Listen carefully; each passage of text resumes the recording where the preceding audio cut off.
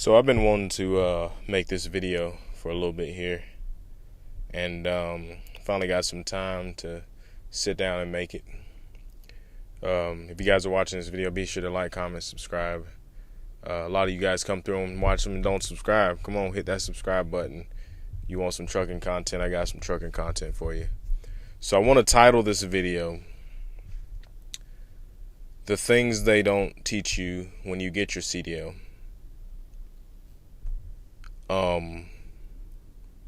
So when you go through training,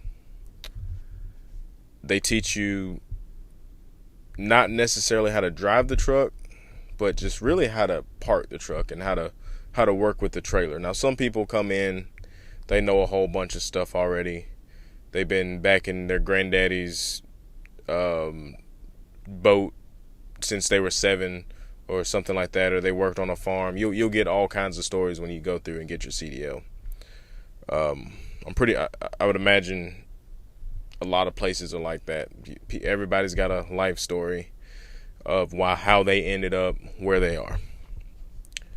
But anyway, so there's a lot of things that they don't really explain to you when you're going to get your CDL. Now, this is for the new guys who are thinking about getting their CDL, and the guys who are currently in CDL training. I know I've seen some when I was at TMC still, and I would go through the terminal in Columbia. I'd see guys who were going through training and everything, and that recognized me. Shout out to you guys. If you went to TMC because of me, hit the like button and comment down below. I know there's a couple of people I ran into out there that actually went to TMC because they said they saw my video, and I'm pretty sure it was like other videos too. I know some of the other guys that are at TMC, and I know I'm getting sidetracked here, but some of the other guys that I follow on YouTube, they stopped uploading. So I don't know.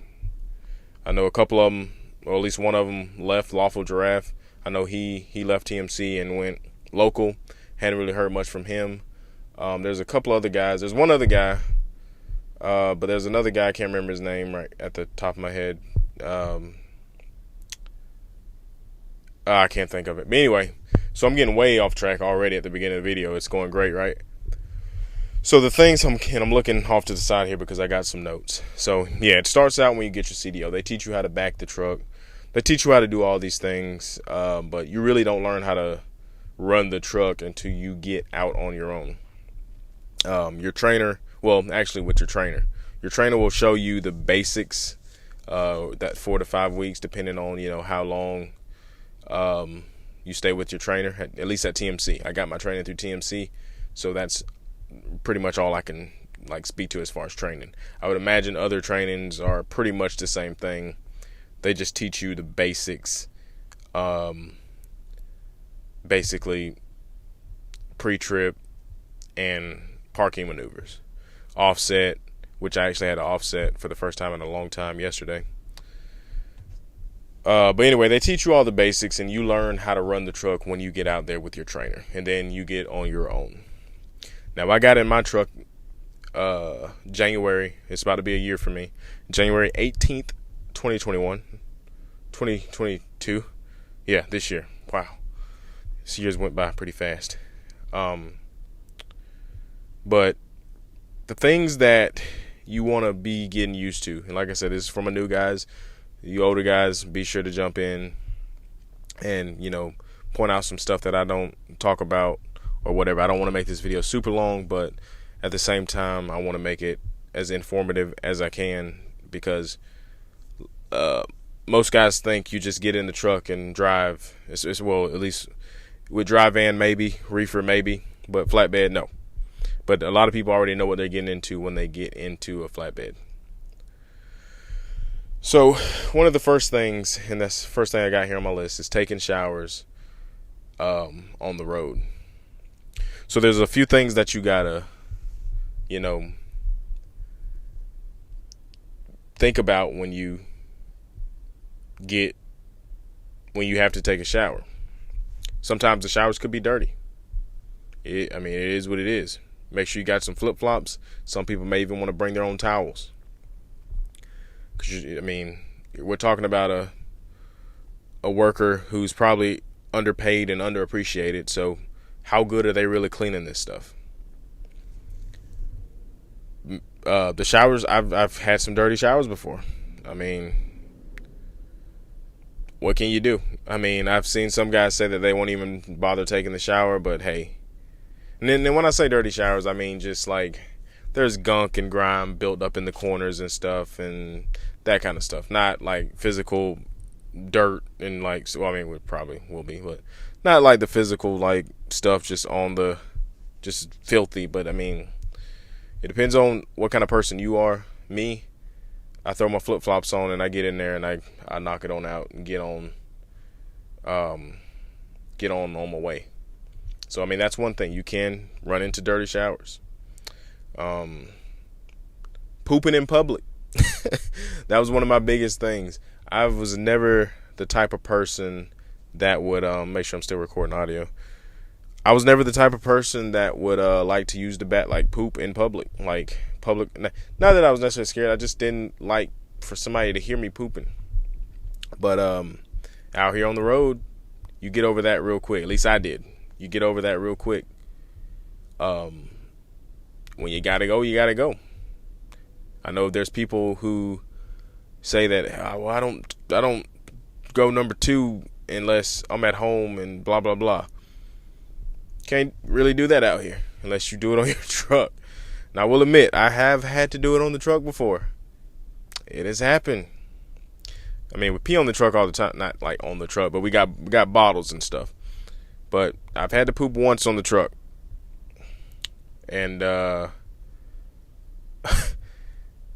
I ain't even gonna go into detail. There's no need to go in detail. You'll figure it out how to do it. Some bags, some towels, or not towels, but paper towels, bags. That's as far as I'm going with that. So I mean, you can figure it out. And just taking poop in general. Like last night, I got loaded late. I got loaded at about 9 o'clock, West Virginia, freezing cold, like 30 something degrees. I had to use the porta potty. Freezing cold, porta potty. You can kind of guess how that felt. But, you know, after tarping my load and strapping it and everything, I had to go use the bathroom, had to go over there and do it. These are things they don't tell you about in training. These are things you got to get used to. These are things you got to expect. Well, you don't expect them, but you kind of roll with them. Another thing, can you drive for a long period of time? Now, and make delivery on time. Now, I've been driving for a while. I'd say about, 7-8 years. I've had other driving jobs, but this is my first year with my CDL. So my driving stamina has been built up pretty nice over these past few years. So getting into a truck just kind of helped me hone in on driving. So, I mean, it's something you'll get used to. If this is the first time you've really been driving and you get your CDL, then, you know, you got to build that stamina up.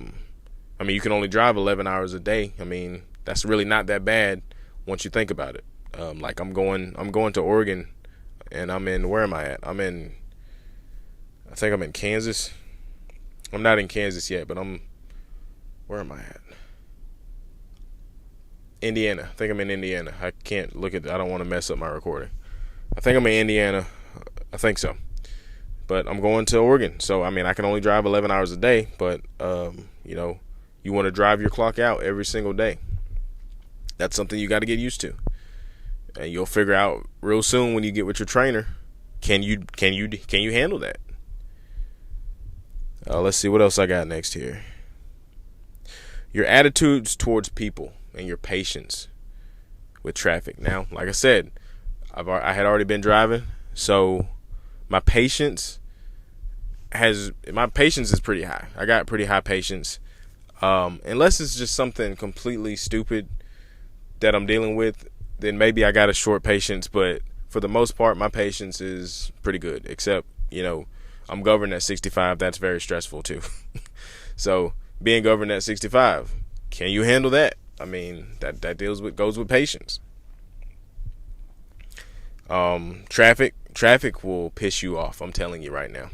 If you're already an aggressive driver, uh, this traffic out here, like, they do not care about semi drivers. They do not care about commercial drivers. They don't care about you at all. They will cut you off. The, I, the biggest thing is exits. People coming onto the highway and people exiting. People will literally, let's say the exit is probably like 100 feet. 100 feet. I may be exaggerating, but 100 feet, and this is probably accurate. Let's say the exit is 100 feet away from you. There's a car that will whip around you, cut you off just to exit, instead of just staying behind you for another couple of seconds. They will whip around you, cut you off to exit. People coming on the on-ramp. Now, I didn't learn how to deal with the people coming on the on-ramp until I started trucking. It's not up to me to let you in at all. Okay? It's not up to to this person in this lane, whether you're a regular car or whatever. It's not up to them to let you in. You either speed up or slow down and get behind us. That's how that works. You yield to the highway traffic and then you get in. You don't. I love the people that match my speed and then freak out and just ride the freaking shoulder and mad with me because, one, I can't get over half the time because there's somebody right here. And if I slow down, everybody behind me is screwed. And then most time, if I do slow down, you slow down. So we're all screwed. So you learn how to deal with that. So, yeah, that goes with patience. Eating, OTR. Eating over the road. It pretty much if you got a bad diet already, then it's going to get worse unless you take control of the diet. Take control of your diet and figure it out. You're going to eat out. You can bring food on the truck. I go shopping at Walmart. You can go shopping at Walmart, get a bunch of stuff, make sandwiches, all that kind of stuff. Or you can eat at restaurants. Choice is yours. Love's has healthier foods, salads, and all that kind of stuff. But you'll get big out here. Like, I put on a little bit of body fat, not necessarily weight. I'll be honest with you guys, I'm like 230, 235. And I need to get back in the gym. I've mentioned this a lot of times. You can get yourself some. I got some workout bands that I haven't used yet. They're here though. At least they're here.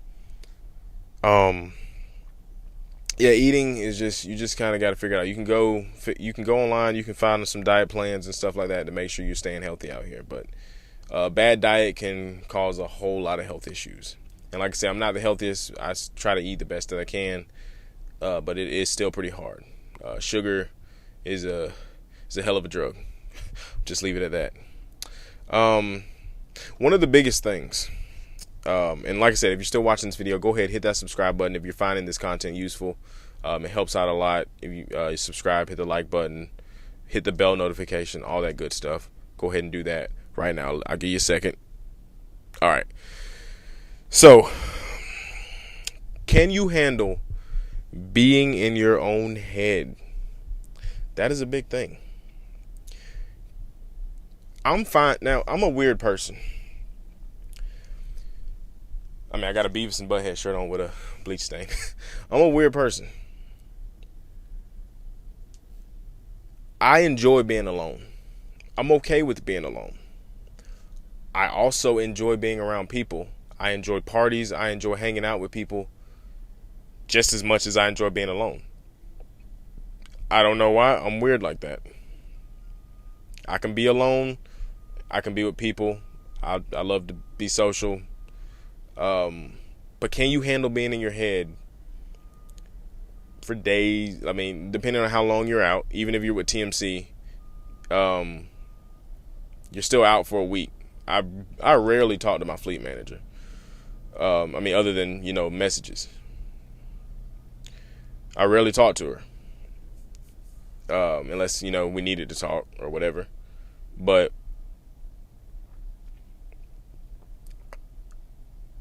being alone can tell you a lot about yourself.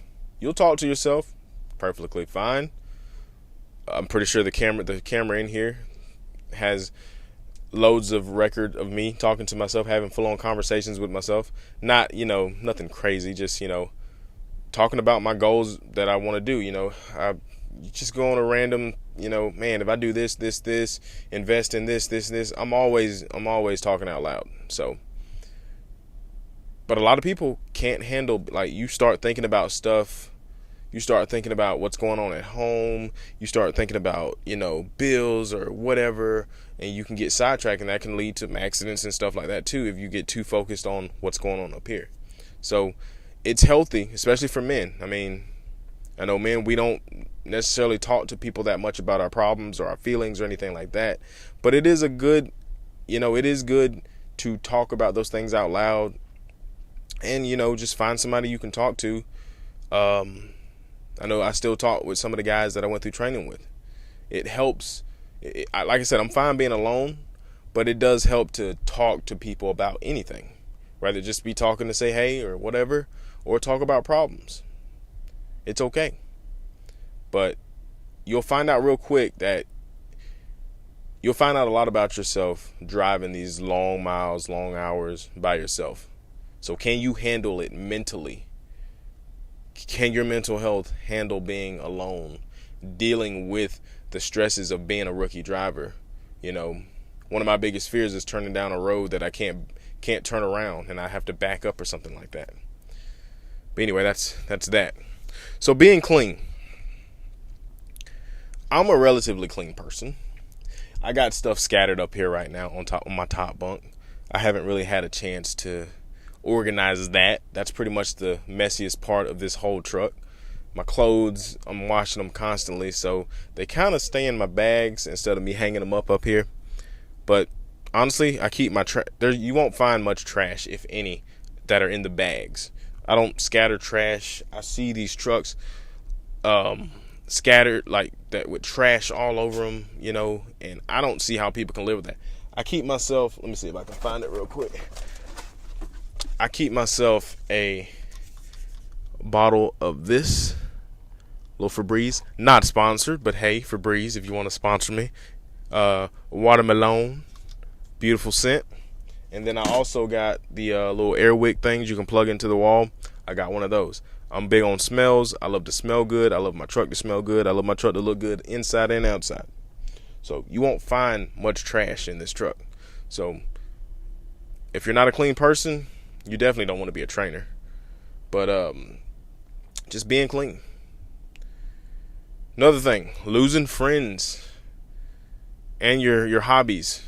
So friends, you'll find out quick, and it's not necessarily that people, when you're not around, it is harder, to plan stuff with you.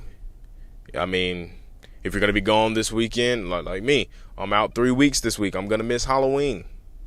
Which, I'm going to miss my daughter's dressing up this weekend, or Halloween weekend and stuff, to go trick-or-treating. This will be the first Halloween that I'm away.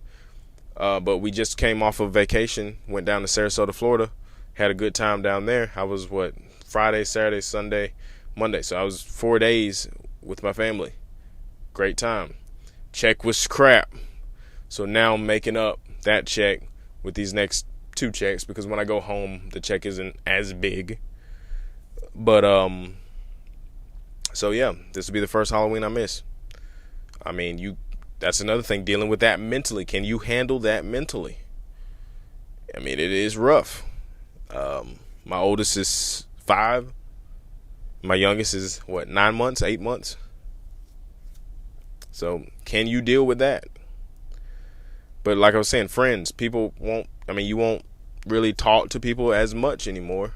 Unless you're talking to them on the headset while you're driving, but that's pretty much probably as far as that go, unless you plan something on your way home. That's another thing with the mental side. When I get home, I know a lot of people say you want to rest, you want to do all this. I rest on the road. Like, I'm doing my 34 here, I'm going to get my little rest right here. When I get home, I want to spend as much time with my family as I can. That's just me. I'm not trying to sleep the whole time I'm home. It is nice to get a nap the day before I go back out. If I can get a nap that day, that feels real good and it helps out. But you if you're single, no family or whatever, you're good. You're good. But your favorite hobbies.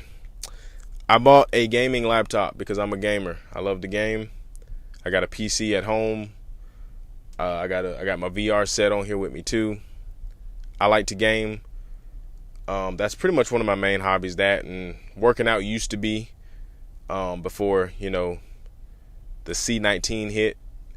Not that I was afraid to go work out or anything, but they shut everything down, so that kind of demotivated me. Demotivated.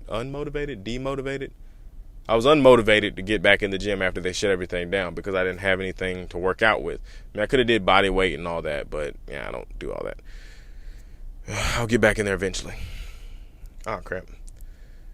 I didn't mean to. All right, log me out.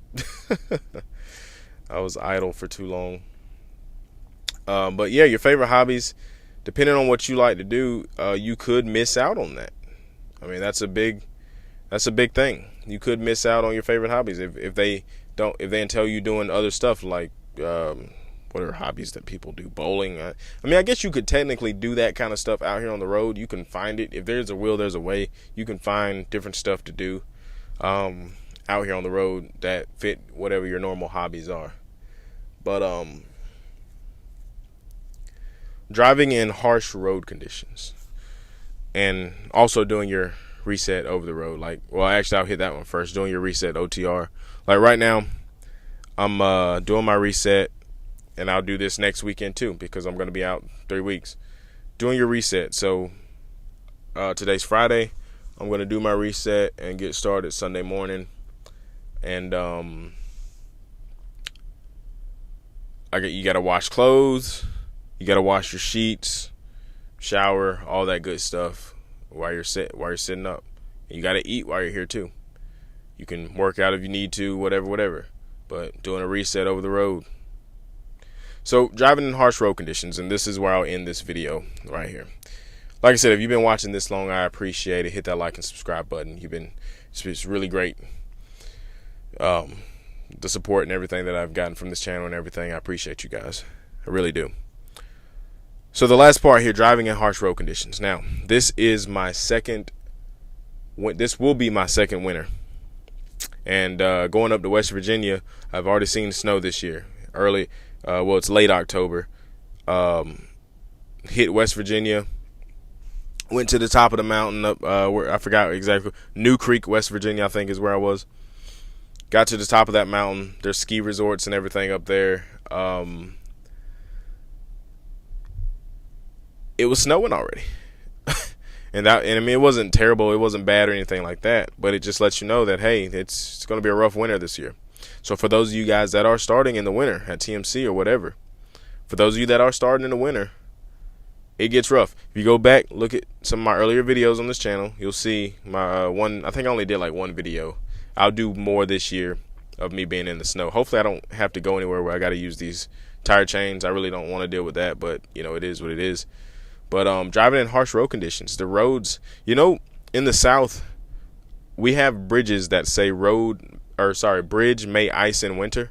I never knew what that meant. I was like, what does that mean? I found that out last year, what that means. The bridges actually get ice on them. If you got ice on the rest of the road already, the bridges are going to be super iced up. I don't know why that is. Maybe it's just because of the type of cement or whatever it is. It's made different than the road, and it ices up super easy. And they are very slippery. But it can be very dangerous. Last year I saw several trucks that had flipped over because of slippery road conditions, ice and snow and whatnot. So it can be very dangerous. You can hurt someone or you can hurt yourself out there. So that's something you got to really look forward to, or not necessarily look forward to, but just be aware of. And mountain driving, driving down the mountain. You got to know how to drive down the mountain. You got to know how to drive up the mountain. I like to use my engine brake, but you can't use the engine brake when it's wet or ice or snow, because you'll slip, you'll slide. I slid once, and it was coming out of a truck stop. last year. I forget exactly where I was. It might have been Arkansas or Oklahoma or something. And I almost slid into a ditch if I didn't come off my brakes, because it would have been bad. It would have been bad. Just leave it at that. But just driving in these road conditions can be very, very harsh in the winter. So just find videos like this for tips and stuff for driving in the winter. Definitely talk to guys at truck stops and all that kind of stuff. I think I've heard stuff about having cat litter and all that kind of stuff for if you get snowed in. You go to sleep, wake up, snow all around your truck. I haven't had that happen. I went to sleep and woke up and there's been like ice and stuff, but I was able to, pull out of wherever I was. But yeah, man, it'll get rough this season. But anyway, guys, that's pretty much it for this video. I'll probably make a part 2 to this because I know I missed a lot of stuff. If I missed some stuff, be sure to put it down there in the comments, because I know I missed probably a lot of stuff. But that's a good chunk of the stuff they don't really tell you, or they really can't teach you when you get your CDL. Like I say, you learn most of it from your trainer, and then you're off. You got the reins to yourself. But coming up next month, or maybe December, I'm going to be doing a live video with 3 other guys. 2 of them who I went to CDL school with at TMC with, and one is a good friend of mine who is an owner-operator, but he doesn't run the truck himself. He has hired someone that runs the truck for him, and he dispatches for him. So be on the lookout for that. I'll be posting that well in advance before we decide to do that. But anyway, guys, I appreciate the support. Be sure to like, comment, and subscribe. Hit that bell notification, and I'll see you in the next video.